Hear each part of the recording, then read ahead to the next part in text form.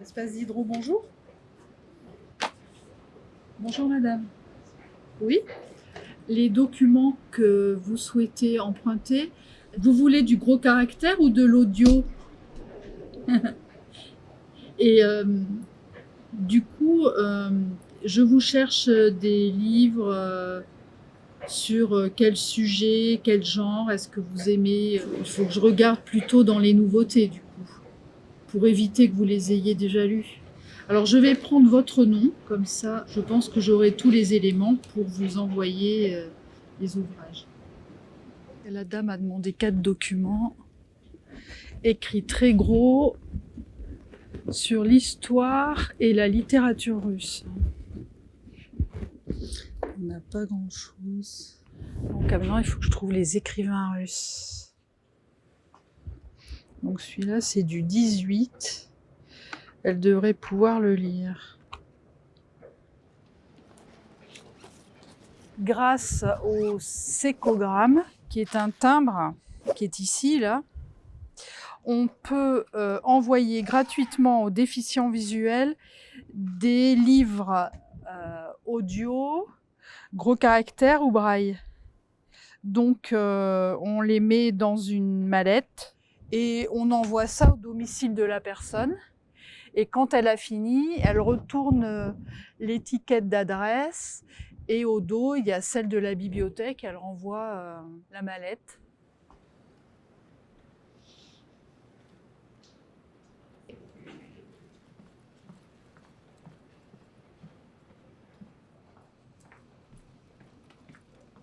Alors, je vais préparer la lecture pour Stéphanie, le vidéo agrandisseur. Voilà, je mets à la page à laquelle on s'était arrêté la fois dernière et je remets la vitre dessus pour bien fixer l'ouvrage. Et j'allume le vidéo agrandisseur qui permet en fait d'avoir un grossissement de gros caractères. C'est une espèce de grosse loupe en fait. On va activer cette plaque qui lui permettra en fait de se déplacer, que ce soit moi ou elle qui déplace le bouquin. Voilà. Et après, on adapte à sa vue. Bonjour Stéphanie, bonjour Madame Lucas. Vous allez bien? Oui. Ça va? Oui. Bon. Toujours en forme, comme d'habitude. Très bien, très bien. Oui. On va s'installer dans la cabine, Oui. du coup. Hein, tu es prête pour la lecture? Allez, c'est parti. Super. Voilà, je te laisse t'installer. J'ai tout préparé. Oui. On va reprendre notre livre. Oui. Il te plaît ce livre-là? Oui. Alors, le titre, on en était où? C'était un vrai garçon m'a manqué. Alors, on en est où là? Attends, on va regarder si on est bien à la fin de la page. Tu vois, il en reste encore un peu. Alors, je vais tout le mettre là. Alors, je te le grossis. Oui. Voilà, ta ligne est là. Le À toi. week-end. À Diderot, l'inclusion dont on parle, elle a existé à la bibliothèque de Bordeaux depuis, pour moi, les années 90. Et puis, disons qu'il y a le matériel vraiment performant, bien adapté pour notre fille. D'ailleurs, elle apprend de plus en plus à s'en servir toute seule, n'est-ce pas? Oui. C'est vrai que c'est une équipe vraiment bienveillante et accueillante. Cet endroit est important pour nous. C'est un endroit où on a de la ressource, voilà, au niveau lecture, au niveau aussi audio, et c'est vraiment, c'est bien que ça existe et que ce soit ici à la bibliothèque en plus. C'est inclusif, on est un petit peu quand même avec les autres aussi, et je trouve que c'est bien. C'est l'accès à la culture pour les personnes empêchées. Pour moi, c'est quelque chose d'essentiel. Et nous, on a la chance de pouvoir continuer à lire et c'est formidable, quoi.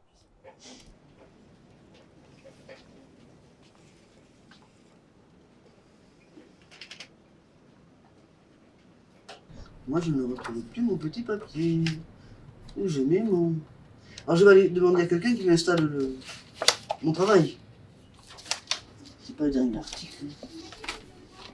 C'est pas intéressant. on est là. La démocratie représente...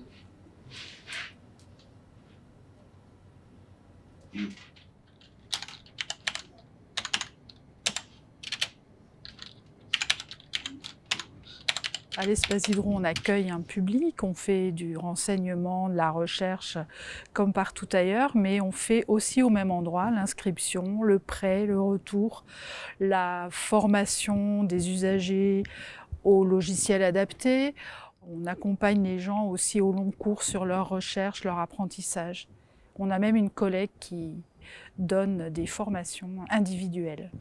La plus grande particularité, je pense que c'est une bibliothèque dans la bibliothèque. On est une équipe de 5. On a une personne qui est déficiente visuelle et la dernière personne embauchée à l'Espace Diderot est sourde signante, ce qui explique que toute l'équipe se mette à la langue des signes. Notre collègue Fabienne, elle est la première agent dans cette situation-là. Voilà. Alors j'ai plusieurs collègues qui connaissent la langue des signes, avec lesquels je peux communiquer facilement, d'autres personnes qui font des efforts et qui essaient d'apprendre la langue des signes. Donc au quotidien, je suis toujours accueillie avec un bonjour en LSF par tous mes collègues et ça, c'est super.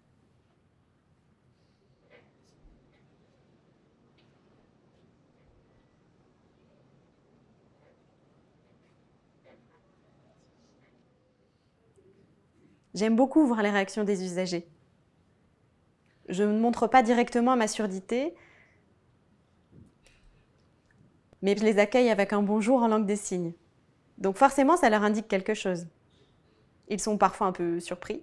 Certains usagers se mettent à parler, mais passent par une application, donc je suis un texte. Certains sont un peu coincés, s'en vont, mais c'est toujours intéressant de découvrir la réaction des usagers.